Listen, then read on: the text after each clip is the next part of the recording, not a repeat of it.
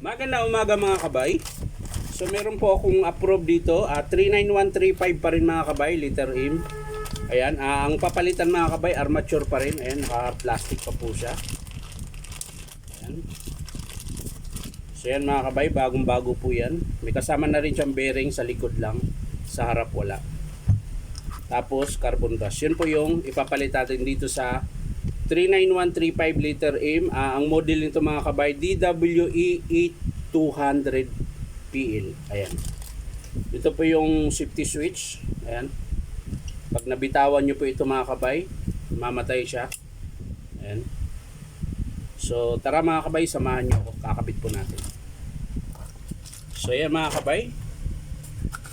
Nakalas ko na po yung screw. So tatanggalin na po natin yung armature mga kabay. Ayan.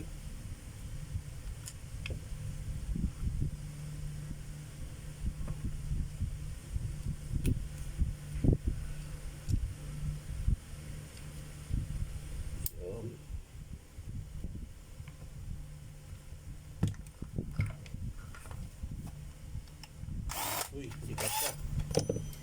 Iba-iba.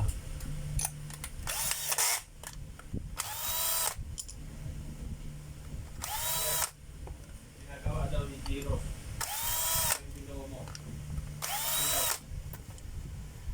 Ito po mga kabay, nakalas ko na po yung luma niyang armature. Ayan, ililipat lang po natin itong 608 niya, tsaka yung pinion, tsaka yung flange. Ayan. So, kakalasin natin mga kabay. At malapit na po mag 12. Gutom na mga kabay, gutom.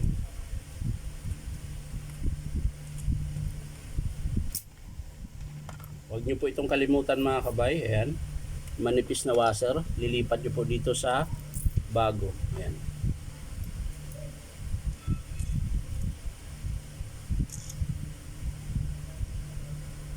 So ganun lang po siya kadaling ikabit mga kabay. Tapos ipit nyo lang po yan. Hihigpitan natin. Yan. So yun na siya mga kabay. Salpa ka na. Natin baka merong natira. Wala na. Yan.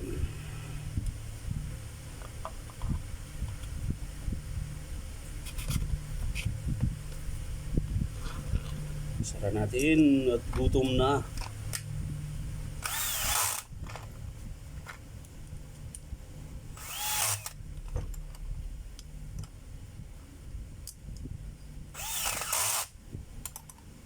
So napakainit pa rin ngayon mga kabay sa labas. Napakainit pa rin hanggang ngayon. Sana umulan na.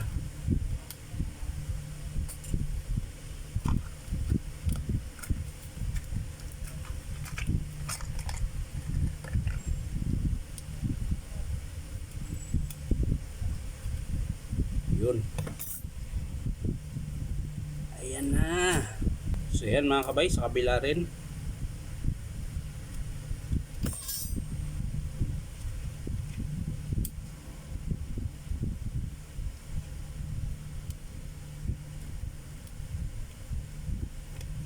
Ayan.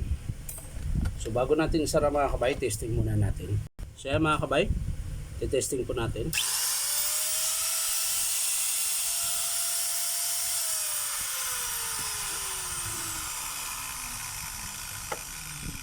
So mga kabay, sasara na po natin. At tayo makakain na.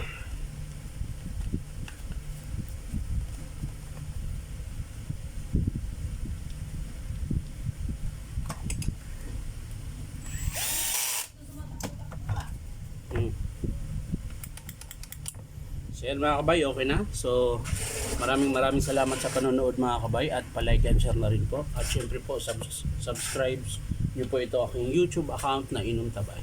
So maraming salamat mga kabay. Ayan po, ito po yung pinagpalitan. So sa mga nagtatanong kung magkano po ito mga kabay, pares lang po siya doon sa DW810 1250. Nga lang wala siyang kasamang bearing sa harap.